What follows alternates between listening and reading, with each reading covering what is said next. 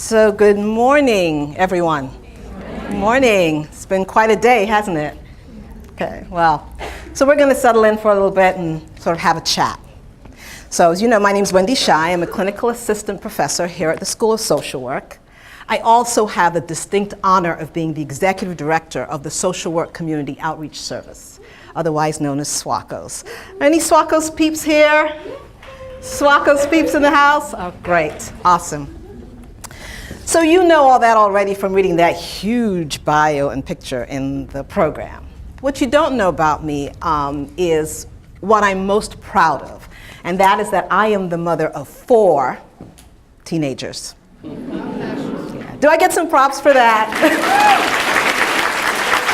4 teenagers, right? They are smart and snarky and socially conscious, but they are really my reason for being. They're my reason for everything I do, and I think about them with every breath that I take.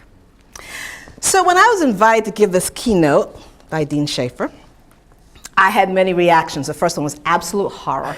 I mean, who wants to get up in front of 400, I'm actually told it's more like 450 people, and talk? You know, certainly not professors or even executive directors, but you know, when I had a moment to sort of settle down and center myself a bit, I realized that I'm in good company, because usually the people in the audience don't want to be up here anyway, and they're really glad that they're not the ones standing up here. So I had to ask myself, what do I want to share with you today? What do I really want you to know? What can I give you today? So I decided that first I want to tell you about some of the amazing people you will meet in this city and in this state and in this country, in this social work journey that you're going on. And the second thing I want to tell you is why I do this work and why it's important to me. And the last thing I want to share with you is I want to tell you how to start on a path of self-care right now, today, that will allow you to take care of your mind, soul, and bodies so that you will continue to be available to work with the wonderful people that you plan to work with. Because if you don't take care of yourselves, you actually risk doing more harm than good.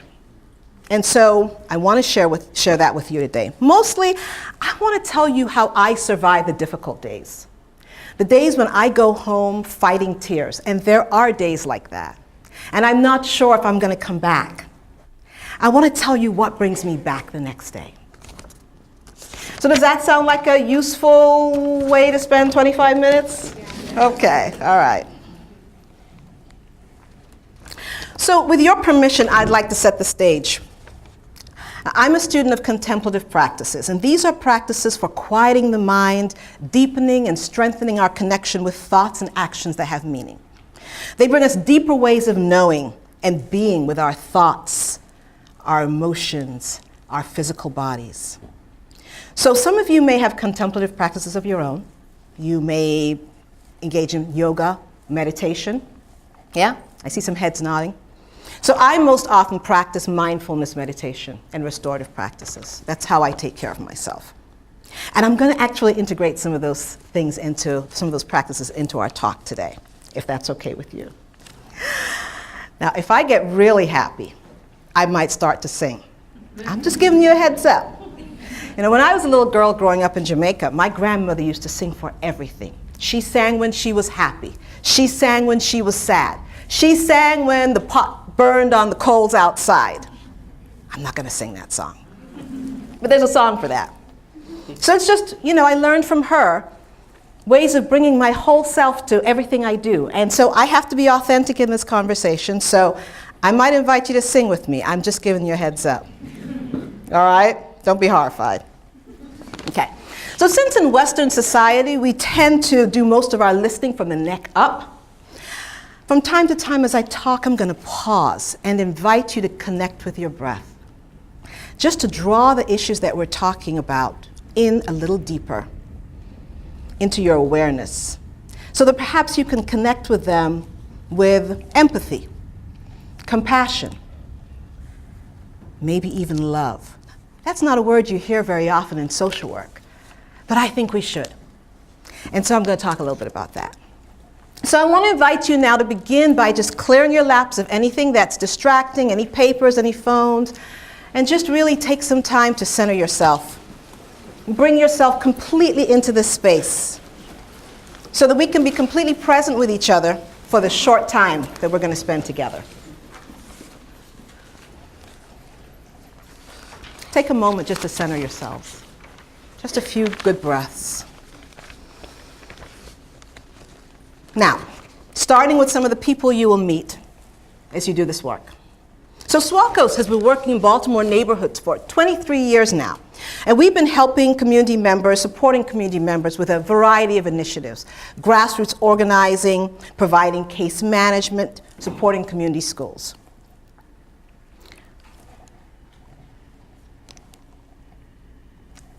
One of our initiatives is in Southwest Baltimore. So we provide resident services to a low-income housing development.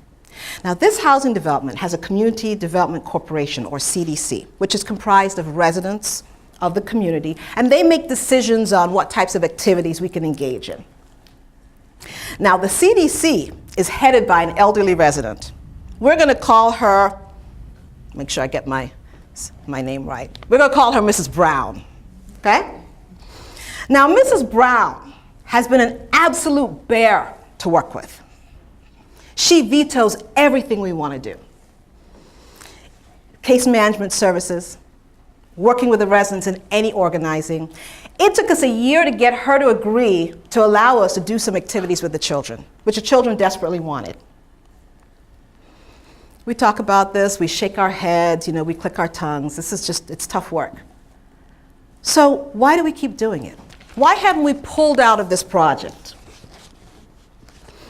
Well, we're in our third year now of working in this community, and one of our staff members, she said it so well. She said, we have spent the last 3 years just being with this community, building relationships, showing them that we're here and that we plan to be here.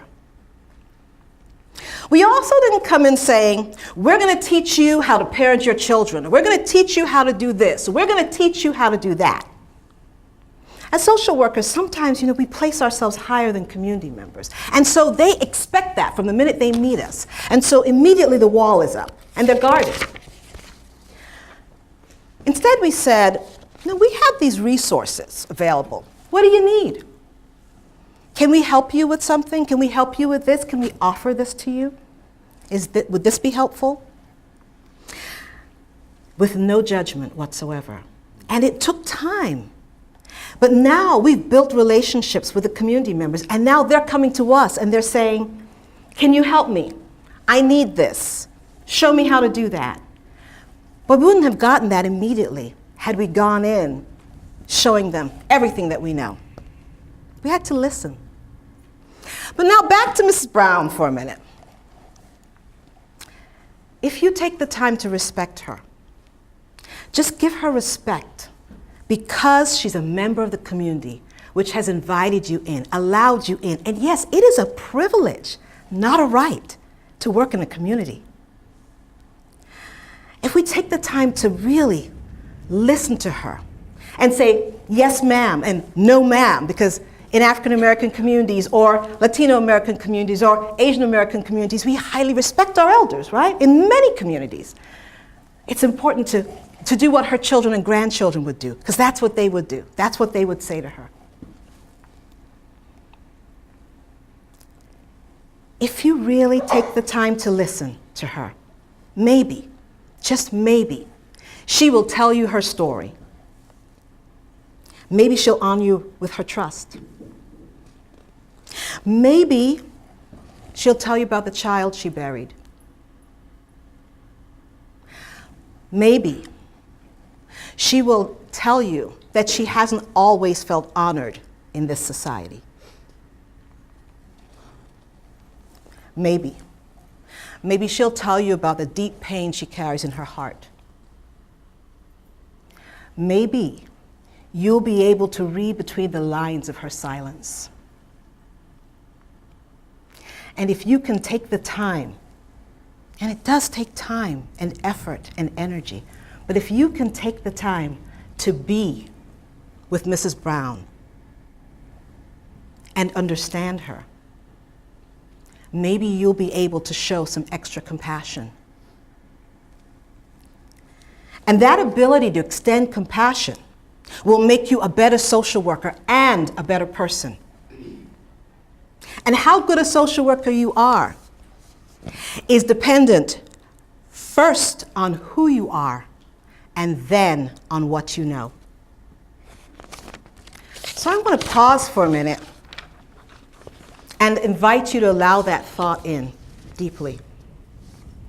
How good a social worker you are is first based on who you are and then on what you know. Strange thing for a professor to be saying, right? But it's true.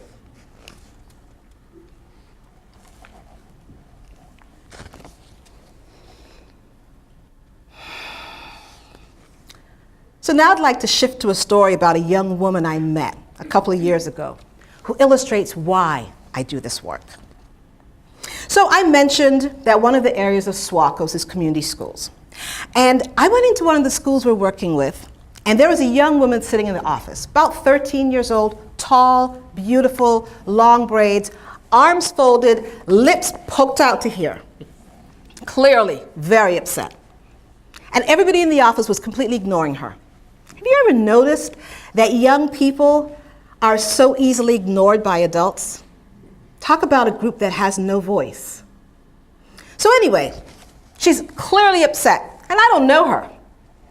But I sit down next to her in the office, and I said to her, I asked her what she was doing in the office. And she says, Mr. Smith threw me out of his class. Bad kid, right? Must be disobedient. I mean, why would a teacher throw a child out of their class, right? So I'm about to ask her why Mr. Smith threw her out of his class, and then I remembered my restorative practices training and that why is not the right question to ask. That's going to make her defensive. And I'm visualizing this little card I have in my purse that has my 4 restorative questions on it. And so I'm like, okay, Wendy, back. So I said, so what happened right before Mr. Smith threw you out of his class? And again, she looks really surprised because why is this lady talking to me? But she's going to talk back. So as long as she's willing to talk to me, I'm going to keep talking. So she says, he told me to sit in the front of the class, and I told him I wasn't sitting in the front of the class. I wanted to sit in the back of the class. Again, disobedient kid, right? But I keep going because I got this little card, and I'm going to work my way down these questions. So I'm like, okay. So I said, so what would have happened if you sat in the front of the class where Mr. Smith wanted you to sit? And she says, someone might have touched me. And there you have it. With those few words, everything has changed in the way you see that situation, hasn't it? Whole new range of issues has opened up. Just a few questions from an absolute stranger, and the story unfolds. But how often do those questions go unasked? Because clearly, this is a disobedient child. So I say to her, so did you tell Mr. Smith that? And she says, no, he didn't give me a chance. So most likely what happened is that she and Mr. Smith got into a power struggle, and she clearly lost and got thrown out of the room. And every time a child gets thrown out of a classroom is one step along the school to prison pipeline. So I tried to take her back to her classroom so she could speak to Mr. Smith about the situation. And this is what he did the minute he saw her. And he pointed to the chair he wanted her to sit in. He wasn't interested in anything she had to say.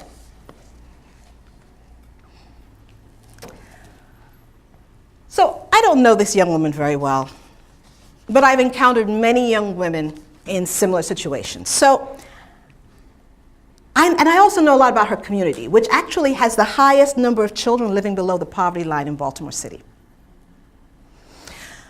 So I'm actually going to take a little creative license with Michelle's story for the purpose of making a point, if you will allow me. So let's say this beautiful young woman, oh, I already named her Michelle. I've been calling her Michelle and I didn't tell you. I named her Michelle. I don't know what her real name was, but I started calling her Michelle in my head because she needed to have a name. So let's say her name is Michelle. And she gets thrown out of her classroom regularly for situations like this. And she's even gotten suspended a few times.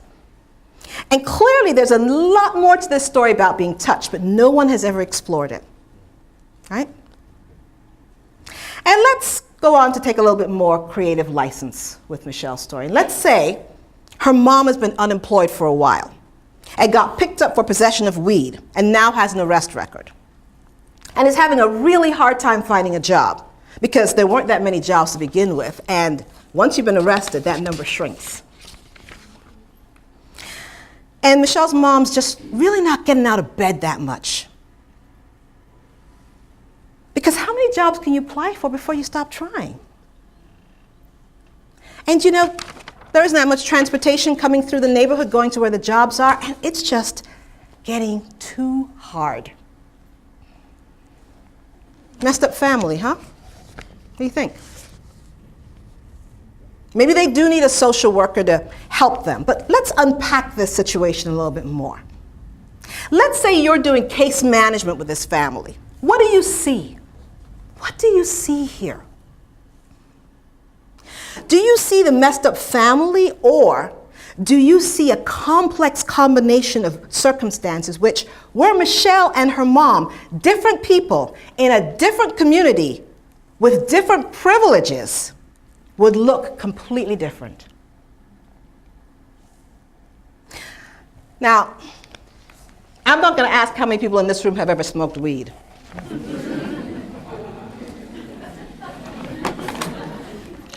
Maybe I should.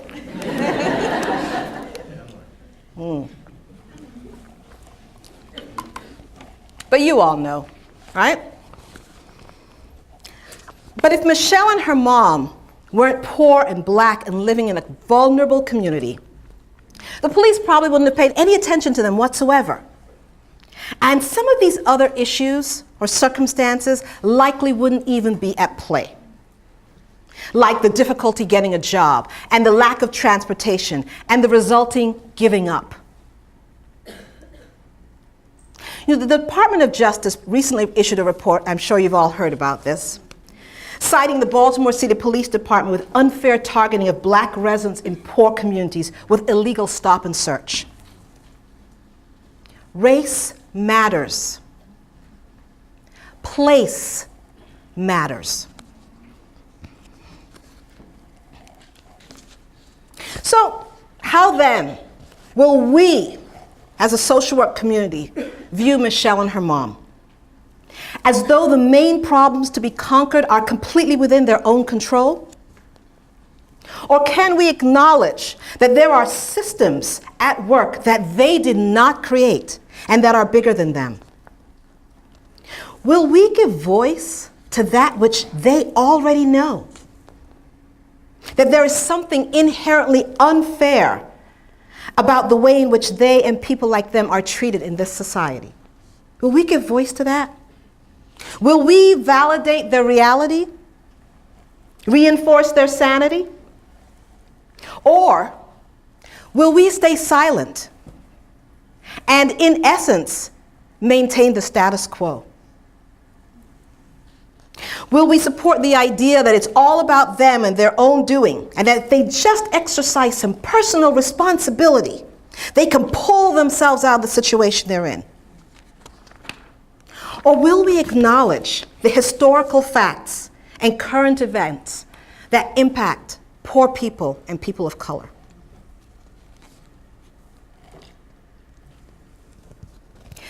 Two Harvard economists recently ranked 100 of the nation's largest cities on their ability for a poor child born in that city to move up the economic ladder. 100 cities. One being the greatest chance of moving up the economic ladder, 100 being the worst chance. Where do you think Baltimore ranked? 100. Whoever said that. Baltimore ranked 100 on that list. And this number is even worse for boys. For every year a boy grows up in Baltimore, his earning potential in later years falls by 1.5% over where it would have been had he grown up in another city. So that by the time he's 26 years old, I hit my point. By the time he's 26 years old, he's earning 28% less than he would have had he grown up somewhere else. Place matters. So why do I do this work? I do this work because I will not be silent. I will not be party to watching all the Michelles of this world and their mothers walk through life seeing a reality that no one will put voice to. That alone is traumatic. For all the schools where Michelles are being marched along the school to prison pipeline, I will be a part of creating solutions where for school climate and break that pipeline. In communities where community members don't have a voice about policing and infrastructure, I will work with communities to organize and become involved in advocacy and policy work. And while we're doing this work, this structural work, people still need housing and food and security and clinical services. They still need everything, but those things are only good for today. And if we only focus on what people need today, the people we work with will need us forever. What I'm interested in is helping people find and activate their own power so that we don't have to keep working with the same people generation after generation after generation. That's why I do this work. That's what keeps me coming back every day. So I ask you, why will you do this work? Why are you here?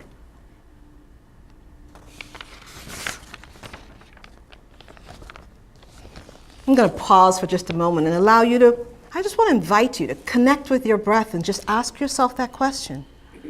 Why am I here?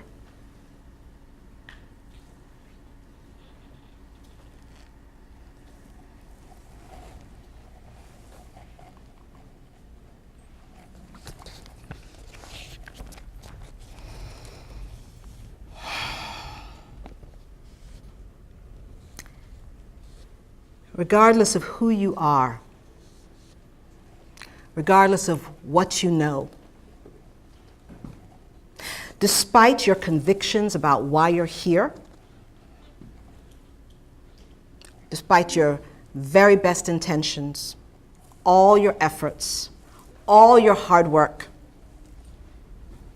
sometimes things will still go wrong. And there will be bad days. And you will wonder why you're doing this work. And when you ask yourself, why am I here? There'll be silence. And on those days, you will need two things.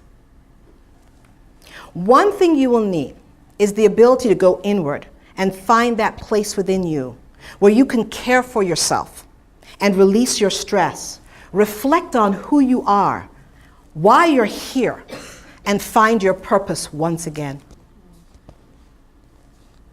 Now, this is going to look different for every person. For some people, this going inward is engaging in an exercise ritual. For some, it's meditation. For some, it's something creative like singing or dance.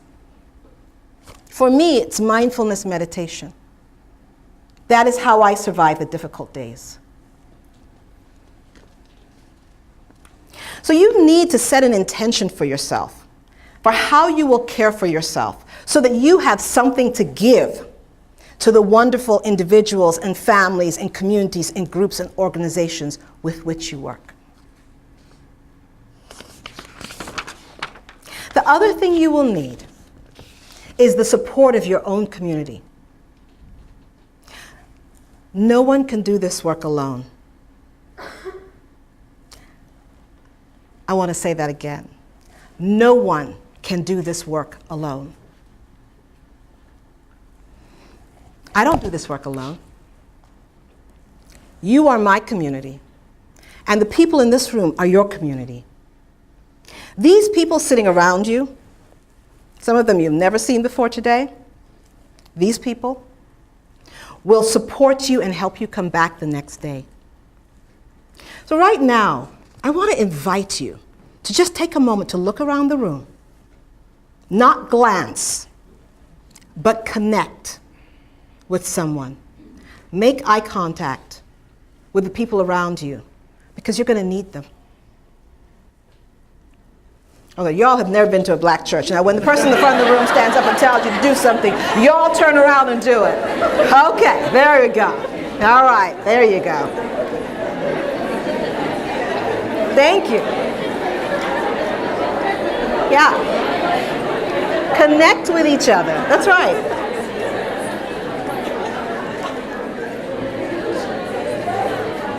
That's right. Take a moment to share a smile, a moment of knowing. These are the people who will hold you up on difficult days. These are the people who will hold you accountable when you refuse to see your own biases and privileges. They will challenge you, and then they'll love you through the pain of learning about yourself, so you can be a good social worker. You're going to need them. We're going to need each other. I invite you to silently give your community permission to hold you accountable.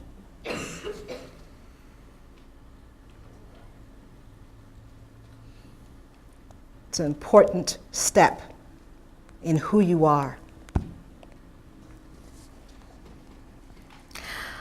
I would like to invite you, just as we end our time together, to close your eyes if you feel comfortable. Just settle into your seat. Close your eyes if you feel comfortable, or bring your eyes to a soft gaze in front of you. Setting yourself an intention to open yourself to growth, self-care, compassion, and community in the journey this year ahead of you. Connect with your breath. Feel the presence of your community in this room. I will care for myself, and we will care for each other. Just reflect on those words for a moment.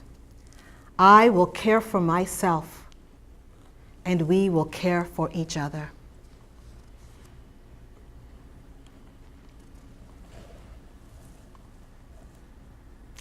Lean on me, join me. When you're not strong, come on. And I'll be your friend.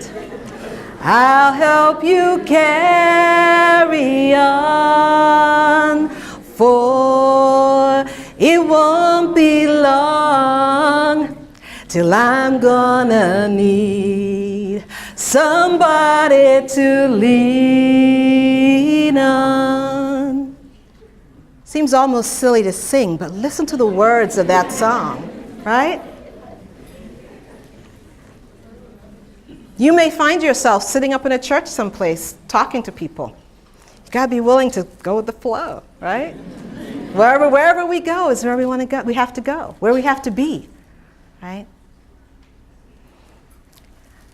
I was going to get to my bowl, but you guys all opened your eyes, so we're done meditating. But I really want to thank you for giving me the opportunity to come and talk to you. I really want to invite you to go forward and share this community, and to lean on each other, and to hold each other accountable, and to really think about the big picture and the small picture in the work you do. Thank you.